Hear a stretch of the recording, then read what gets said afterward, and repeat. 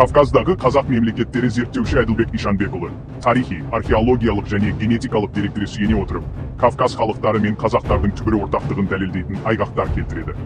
Кавказда бірдей атаулармен аталған мемлекеттердің болуы, сондай-ақ жергілікті халықтардың этнонимдерінің қазақ атауы және қазақ әулеттерінің есімдерімен сәйкес келуі бұл тұжырымды күшейтеді. Хазар қағанаты, Қаса, Кеса, Кеша және Кузак атауларымен де белгілі 1-ші ғасырдан 8-ші ғасырға дейін өмір сүрген мемлекет. Ол солтүстік Кавказ пен батыс Қазақстанды қамтыған. Казакия, Касахия, Константин Порфироген Кавказдың солтүстігіндегі жерлерді Касахия деп атаған.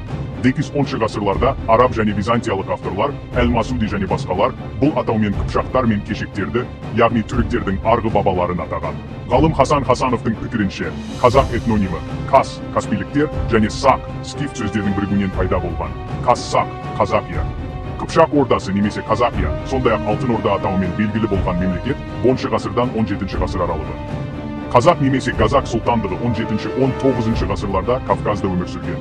17-ші ғасырда Польшада, Украинада және Қырымда армяндар қыпшақ тіліндегі мәтіндерді армян әліпбиімен жазған.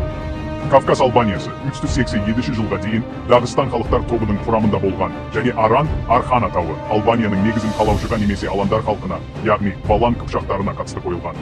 Сиркасия немесе Шеркесия солтүстік Кавказдағы тарихи аймақ. Атауы түркі тілінен шыққан, жауынгерді өлтіруші, бас кесер немесе жер адамы деген мағына беруі мүмкін.